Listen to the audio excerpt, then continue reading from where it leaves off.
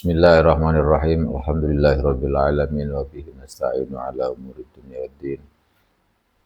Wassalatu wassalamu ala sayyidina Muhammadin wa ala alihi wa sahbihi ajma'in. Rabbi shrah li sadri wa yassir li amri wa hlul 'uqdatam min lisani yafqahu qawli.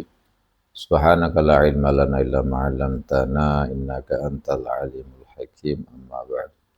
Faqala al-Imam Suyuti fi kitabih Lubabil Hadis rahimahullahu ta'ala wa nafa'ana bihi wa bi'ulumihi wa bi'ulumina wa bi'ulumikum bid-dharain amin radhiyallahu anhum. Ila anqal wa qala sallallahu alaihi wasallam al-amaim simal malaikah fa arsiluha khalfa zuhurikum. Wa qala sallallahu alaihi wasallam tasawwamu fa innal malaikata qad tasawwamat. Ini hadis masih seputar keutamaan memakai imamah. Kata Rasulullah sallallahu alaihi wasallam dalam hadis ini, tasawwamu ij'alu lakum alamatan hidup silibas gawe tetenger sliramu kabeh dengan memakai sesuatu atau pakaian sebagai ciri khas.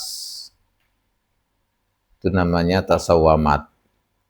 Kata Rasulullah, pakailah pakaian yang mencerminkan kamu itu siapa. Saya ingat kalau ini guru saya menjelaskan, kau berpakaian, pakaian kamu itu adalah menyimpulkan mencerminkan kepribadianmu. Karena pakaian itu bisa mencerminkan kepribadian. Artinya ketika kita dilihat dari luar, maka di dalam hati atau di dalamnya juga seperti itu. Ini harus kita pahami, penting sekali. Yang harus kita pahami ini karena kita kadang-kadang salah paham. Kata Rasulullah, tasawwamu fa innal malaikata tasawwamat.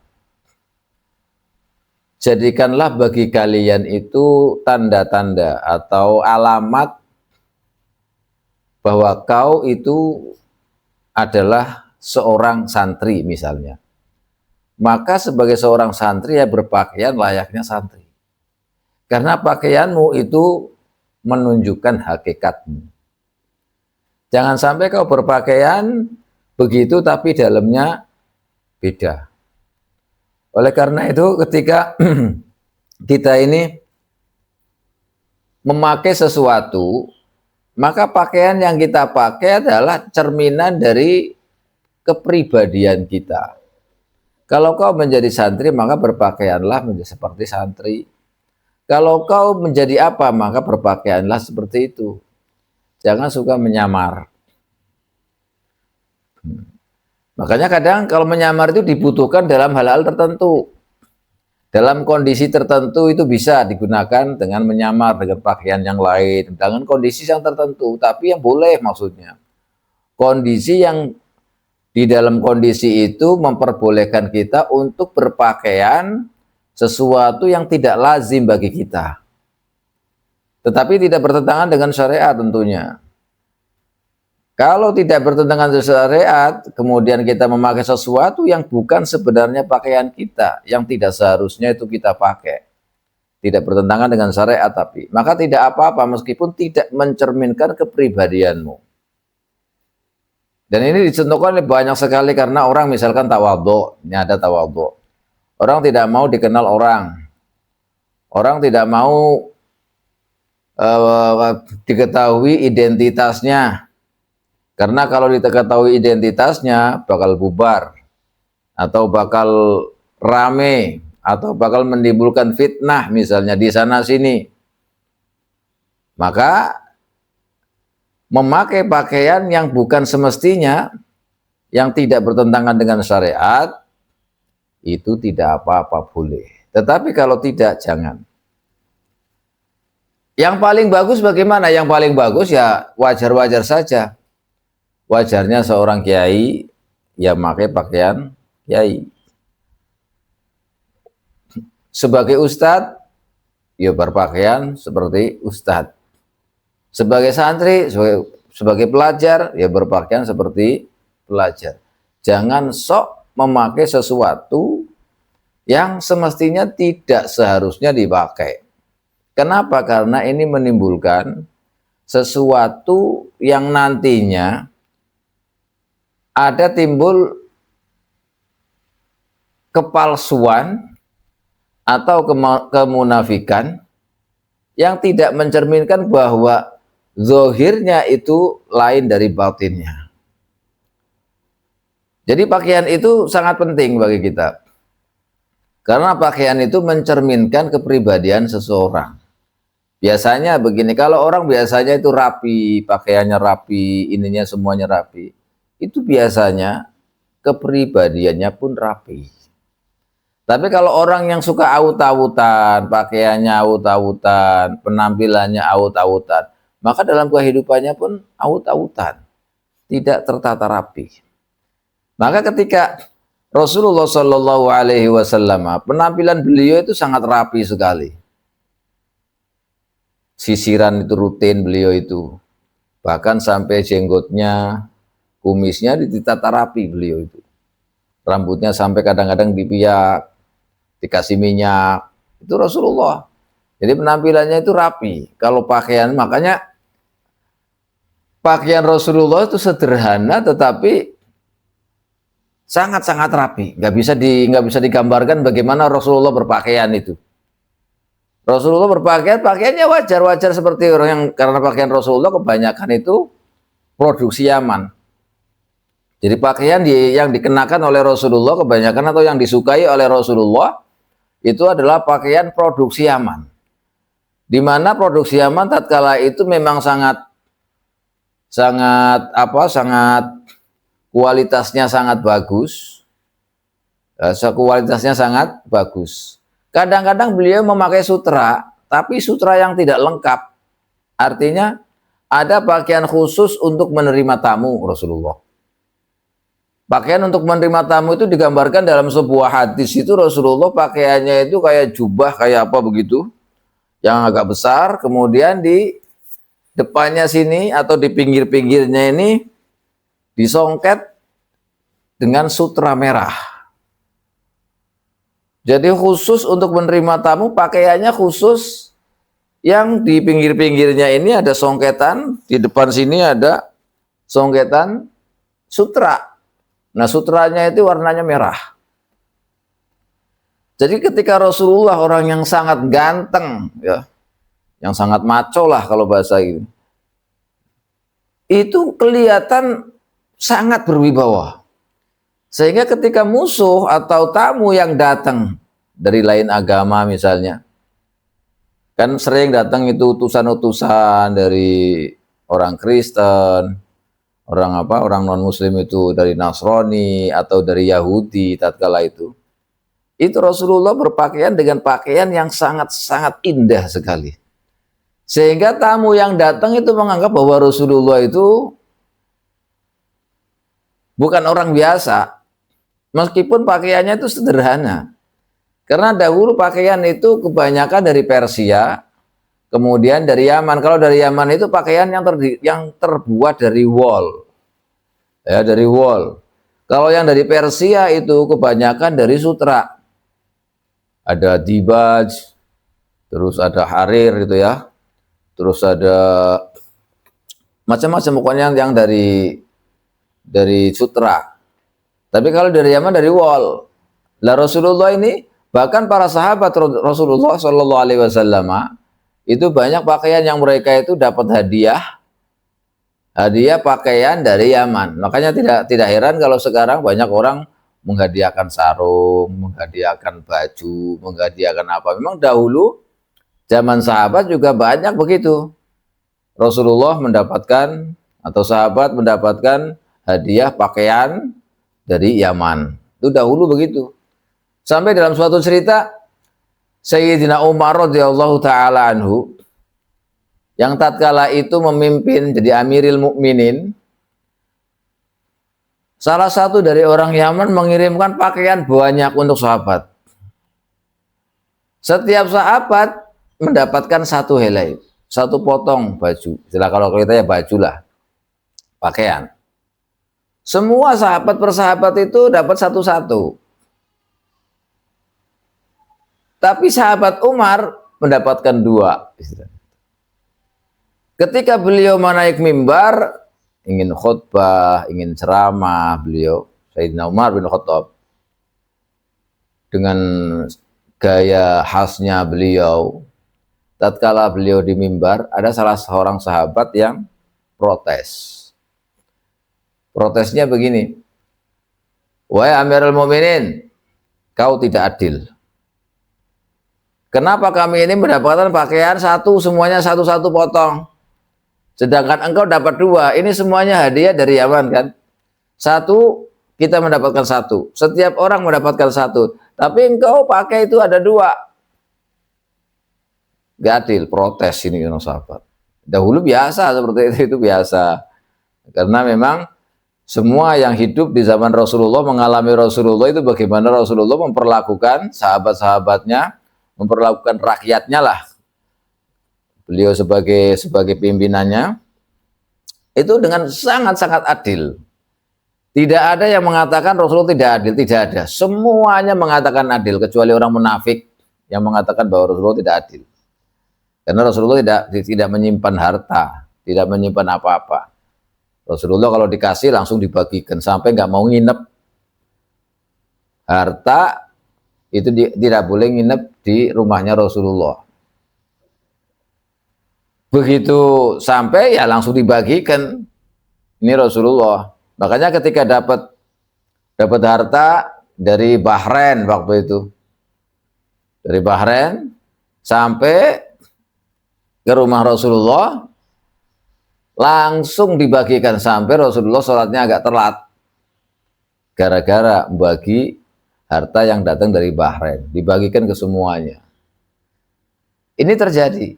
Nah ini Sayyidina Umar radhiyallahu taala anhu itu mendapatkan dua, yang lain sahabat-sahabat yang lain dapat satu. Ini hadiah dari orang Yaman.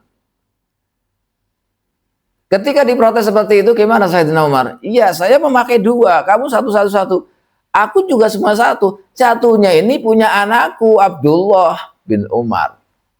Aku pakai. Jadi Abdullah bin Umar anakku, nggak dapat, tak pakai aku. Kalian mau protes? Karena Abdullah kan termasuk sahabat juga.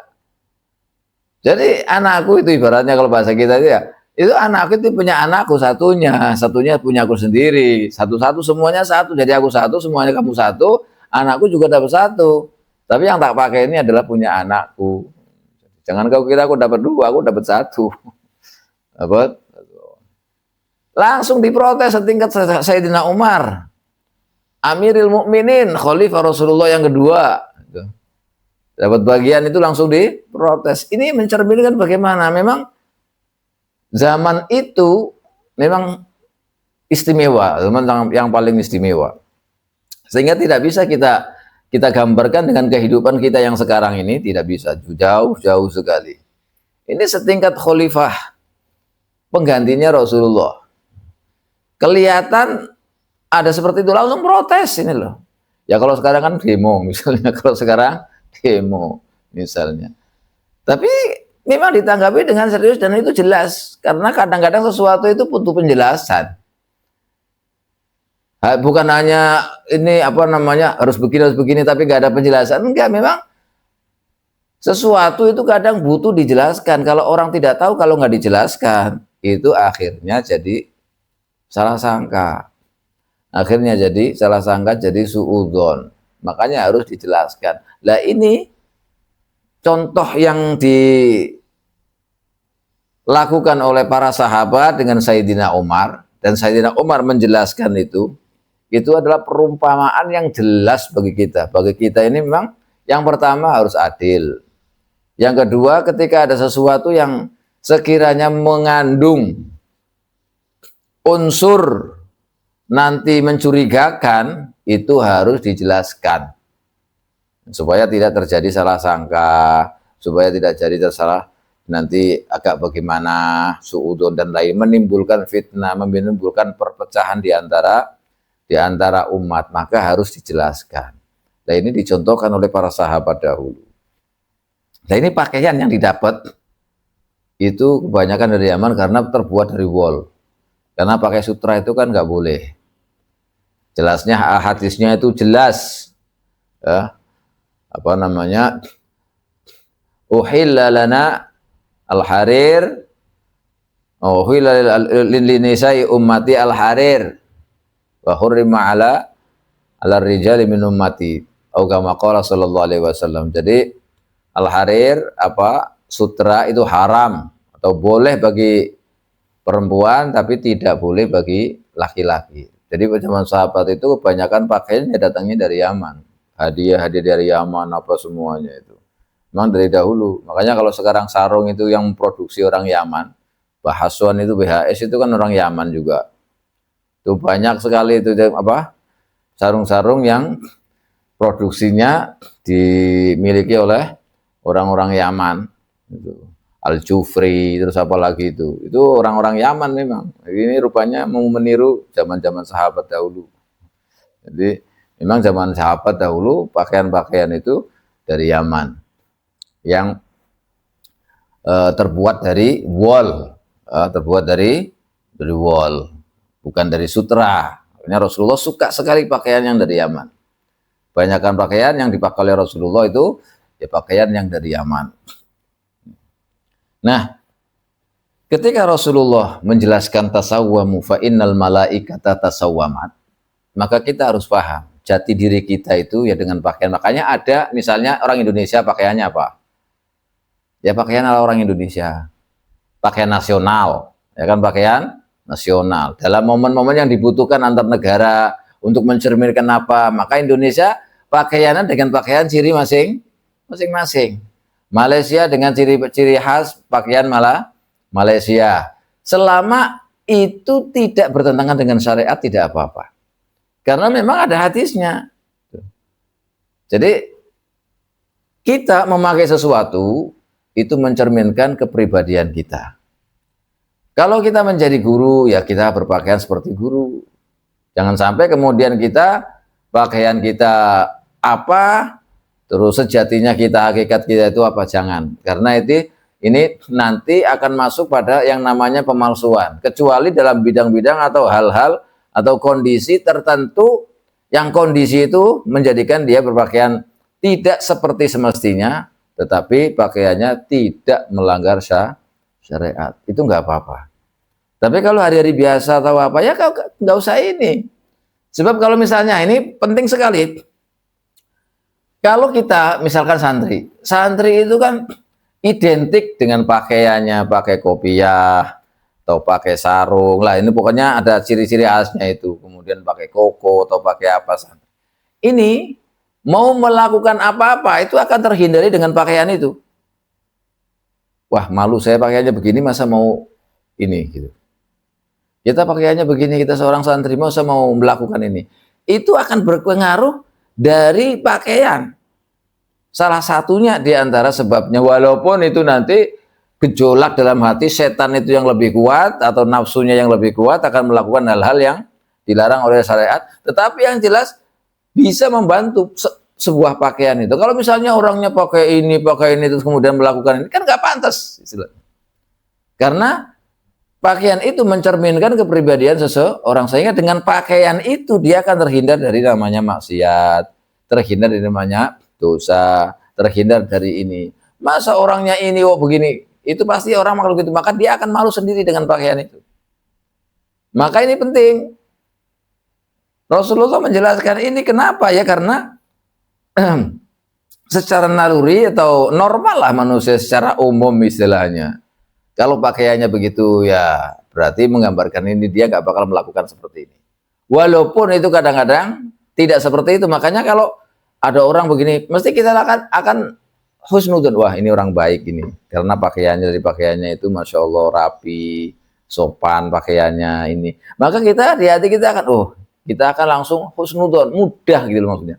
Mudah untuk husnudzon, tidak mengalami prasangka apa-apa. Meskipun tidak semuanya begitu. Kadang orang pakaiannya bagus, begini-begini rapi dan lain-lain, mencerminkan orang baik, ternyata dia penipu. Ada juga kan itu. Makanya tidak boleh seperti itu. Kalau kita berpakaian yang sopan, yang rapi sesuai syariat, maka kita juga harus mencerminkan apa yang kita lakukan juga sesuai dengan syariat, sesuai dengan agama. Nggak boleh kita seperti itu. Ini salah satu perisai, salah satu penjaga kita adalah pakaian. Makanya jangan dianggap remeh pakaian itu. Kalau orang pakaiannya yang norak-norak istilahnya, ya cermin dari kepribadiannya sendiri. Kalau orang sampai warna itu loh ya. Sekarang kan banyak itu psikolog-psikolog yang ahli dari bidangnya. Kalau orang sukanya begini, maka kepribadiannya begini. Kalau orang sukanya pakaiannya begini, maka kepribadiannya begini. Ini secara umum memang seperti itu. Walaupun ada juga yang tidak seperti itu, tetapi secara umum. Maka bisa dikategorikan kalau orang sukanya warna ini begini kepribadiannya, kalau orang suka warnanya ini kepribadiannya begini. Itu sampai segitunya. Kenapa? Karena memang pakaian itu menurut Rasulullah itu sebagai tanda ciri atau mencerminkan kepribadian kita, hakikat kita itu. Makanya hati-hati, ini penting sekali supaya kita terhindar dan kita memakai pakaian yang seperti itu dengan niatan mengamalkan sunnah. Kita sebagai santri memakai sebagai pakaian santri, maka itu sunnah hukumnya. Kalau kita tahu bahwa Rasulullah menganjurkan seperti itu. Nah, malaikat juga begitu. Malaikat itu juga memiliki pakaian-pakaian yang khusus bagi malaikat. Jadi malaikat ya pakaiannya bukan malaikat nyamar jadi jin, nah, misalnya, atau dari setan, enggak. Ya malaikat, dengan sendiri, itu malaikat, kita tahu.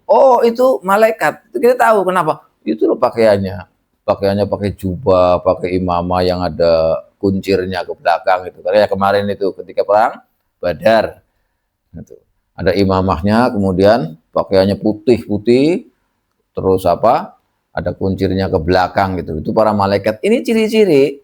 Gitu. Makanya kalau sekarang misalnya orang-orang pakaiannya putih-putih, pakai imamah, pakai ini, ya barangkali husnuzon kita meniru supaya dia hatinya tafaulan dengan pakaiannya itu menjadi orang yang putih, menjadi orang yang bersih, menjadi orang yang suci istilahnya. Ini tidak apa-apa. Kalau memang dia dalam segi pakaian itu mencerminkan kepribadiannya, kayak kemarin dijelaskan, orang yang pakai ini itu harusnya sesuai dengan keilmuannya, orang yang begini harus sesuai keilmuannya dan lain-lain, itu yang dijelaskan seperti kemarin itu. Jadi bahwa pakaian itu adalah mencerminkan kepribadian seseorang hakikat. Kamu jangan pakaian yang aneh-aneh. Itu malah jadi membohongi diri sendiri. Kalau kau orang biasa, misalnya, nggak perlu pakaian aneh-aneh. Wajarnya kalau kamu pakai yang harga 100.000 misalnya, ya pakailah yang harga 100.000, yang umum gitu loh. Yang umum, yang biasa, yang ini. Jangan terlalu jelek, juga jangan terlalu bagus. Tapi beda lagi nanti kalau orang yang ini untuk menjaga wibawa, orang yang alim, orang ini pakaiannya harus bagus, ini. Ya memang suatu keharusan kadang-kadang seperti itu. Kenapa? Karena mencerminkan orangnya itu. Menjaga muru'ah, ya kan? Menjaga kehormatan daripada seorang ulama misalnya. Itu penting pakaian seperti itu. Makanya tasawwamu fa innal malaikata tasawwamat. Ini penting sekali supaya kita nggak salah paham. Hanya gara-gara pakaian saja kita kemudian menilai orang yang tidak. Juga jangan. Karena pada umumnya seperti itu, ketika kita berpakaian umumnya, seorang ulama pakaiannya begitu, seorang santri begitu pakaiannya, seorang pelajar begitu pakaiannya, maka tidak ada prasangka di antara kita. Tidak ada suudzon di antara kita. Karena sudah mencerminkan kepribadian kita. Pakaian itu merupakan kepribadian. Makanya kalau misalnya ada orang, masa orang begini kok jadi begini, wajar. Misalnya, orang Islam kok gak menutup aurat, misalnya, gak menutup aurat. Maka prasangka orang kan ini orang gak baik. Wajar. Jangan salahkan orang yang menyalahkan, yang berburuk prasangka. Kenapa? Karena dianya sendiri tidak membawa. Jadi umumnya kalau orang Islam, perempuan, dia menutup aurat. Auratnya itu apa saja, dia umumnya lah. Gitu. Jadi kalau ada orang Islam kok tidak menutup aurat, kemudian ada orang berprasangka buruk, jangan kemudian disalahkan. Kenapa? Karena dia tidak bisa membawa diri. Mestinya dia berpakaian sesuai pakaian sebagai orang Muslim. Nah ini namanya tasawwamu. Makanya perlu ini supaya kita tidak ada kecurigaan, tidak ada prasangka, tidak ada macam-macam. Itu pakaian adalah cerminan dari kepribadian kita. Malaikat juga begitu punya ciri khas pakaiannya. Jadi ada pakaian yang menandakan bahwa dia itu siapa. Makanya Sayyidina Umar itu paling keras sekali dalam hal masalah pakaian itu. Untuk membedakan budak dengan tidak budak. Itu ada bedanya Sayyidina Umar. Kalau zaman dahulu kan masih ada budak banyak. Walaupun kemudian terkikis karena Islam itu mengajarkan supaya tidak ada perbudakan. Kalau sebelum Islam, perbudakan itu walah banyak sekali. Bahkan dipelopori oleh Romawi dan Persia waktu itu karena belum Islam itu. Jadi tetap Romawi, negeri Romawi yang sekarang ya kalau Eropa, Amerika yang ke sana arahnya itu. Dengan Persia. Itu perbudakan, semuanya perbudakan. Kalau perang kalah wis langsung. Yang selamat itu langsung jadi budak dahulu. Tapi ketika zaman Rasulullah masih ada itu. Tapi kemudian terkikis sedikit demi sedikit karena Islam tidak mau memperbudak.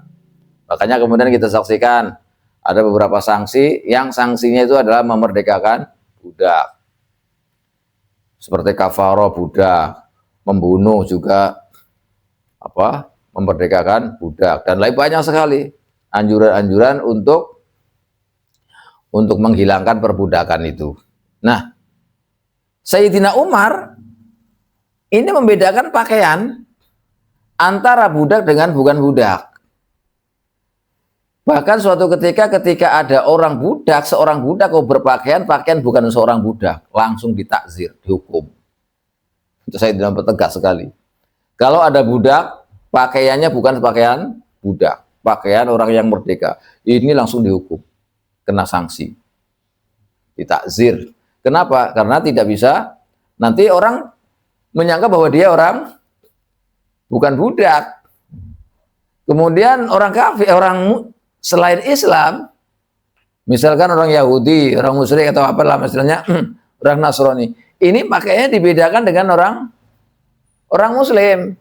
Kalau Muslim dahulu ya zaman Sayyidina Umar itu pakaiannya putih, pakaiannya ini. Kalau yang bukan Muslim itu merah, yang merah merona itu. Jadi bisa ada bedanya. Dengan demikian kita langsung saja, oh ini Muslim, ini tidak Muslim.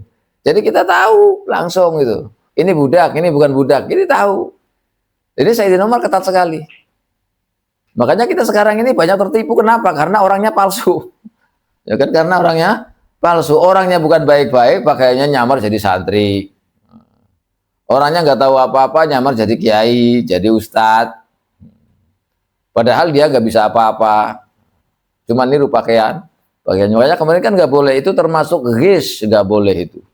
Kalau saya zaman pemerintahan Sayyidina Umar mesti ditakzir, mesti dihukum itu. Kenapa? Karena tidak semestinya pakai pakaian itu. Makanya ini karena hadis Rasulullah Shallallahu Alaihi Wasallam, tasawwamu fa innal malaikata tasawwamat. Nah, paham ya? Ini jangan salah paham. Makanya punya ciri sendiri-sendiri karena pakaian itu mencerminkan kepribadian, mencerminkan hakikatnya. Makanya tidak boleh meniru-niru. Itu bukan pakaian kamu, itu bukan pakaian santri, jangan dipakai. Masa santri pakaiannya yang bolong-bolong? Ya kan nggak mungkin. Atau celana pendek Ya kan nggak mungkin, itu nggak pantas sama sekali sebagai seorang santri istilahnya. Maka santri lepas kopiah, ya nggak mungkin. Identiknya di mana-mana santri itu pakai kopiah tutup kepala. Kenapa? Karena tutup kepala itu sunnah.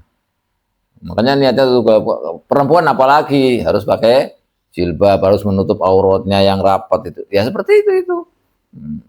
Jangan malah tidak seperti itu, akhirnya kita menjerumuskan dirinya sendiri, merendahkan dirinya sendiri, tidak menghargai dirinya sendiri. Wa qala sallallahu alaihi wasallam. Ini wa qala sallallahu alaihi wasallam. Nuhiyat yang cegah. Apa anil iktiati. Iktiat. Iktiat itu memakai imamah tanpa diudeng-udengkan sampai diputer. Tidak ada putaran yang menjurus sampai ke pundak. Jadi memakai imamah yang di atasnya saja puncuk sedikit gitu. Itu jangan. Itu namanya al-iktiat. Kata beliau, kata Syekh Nawawi, at-ta'ammum min ghairi idarati tahtal hanaki. Wa huwa ma tahta zakoni. Kan ada ini seperti ini. Kadang-kadang itu begini terus kemudian ada ini. Jadi iktiat itu, jadi kalau ada ini kan imamah, terus nanti ada apa rangkapan dua ini. Nah rangkapan dua ini terus disingkatkan ke sini.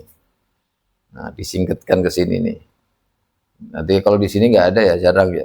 Biasanya itu kalau khotib Jum'ah itu ada imamah, kemudian dilapisin lagi, kayak serban tapi kecil, apa tipis gitu. Nanti nah ini kan pernah diperlihatkan. Nah itu mestinya begini, jangan dilembrehkan, nggak diikat. Jadi diikat di sini sampai sini, di sininya itu di sini. Wa umirul lantin perintah apa bital perintahkan apa bitalahi talahi itu imamah ini diputar, jadi tatwikil imamah tahtal hanak, tadi diikatkan. Jadi kalau apa namanya ada itu tadi kemudian diikat, itu namanya talahi, jangan dilembrehkan. Apalagi kalau sampai ini kalau kata iktiat atau ini nanti kalau misalkan seperti serban itu kemudian dilembrehkan ke sini dua-duanya, ya. Ini malah makruh. Sebagian ulama malah mengatakan haram. Pakai serban dilembrehkan dua-duanya ke sini. Ini namanya sadel. Isdal kalau bahasa fikih itu sadel. Isdal itu kalau menurut mazhab kita Syafi'i ya yang muktamad itu hanya makruh saja. Tapi sebagian mazhab itu mengatakan haram. Bahkan mazhab Hanafi itu mengatakan haram. Jadi yang dua-duanya ini.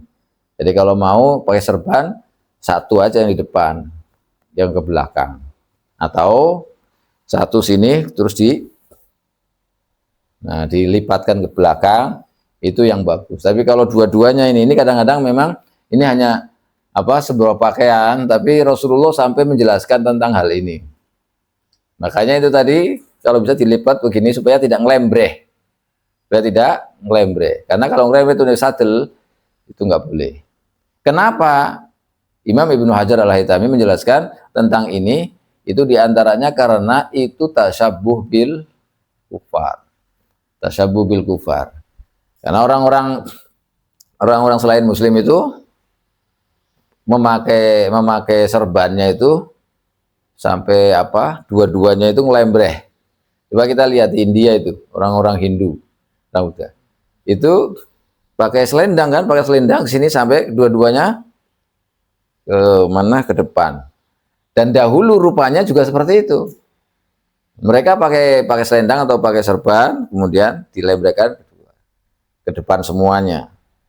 Apalagi kalau sampai waktu sholat sampai serbannya itu nempel pas waktu sujud.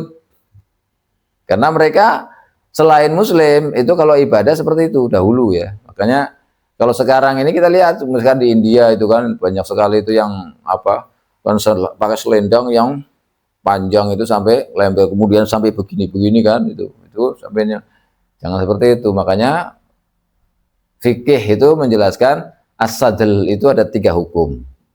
Ada yang mengharamkan, ada yang makruh, ada yang membolehkan. Jadi khilaf 3 ini.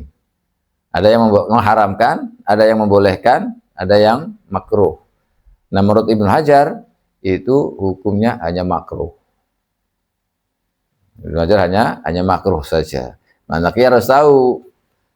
Kadang-kadang nggak diperhatikan sampai segitu. Makanya kalau kita belajar sama guru-guru kita dahulu di Yaman sana di Tarim itu tidak ada satupun guru-guru kita yang sadel istilahnya, nggak ada. Kalau nggak begini ya mesti diginikan begitu atau pakai ini ya ini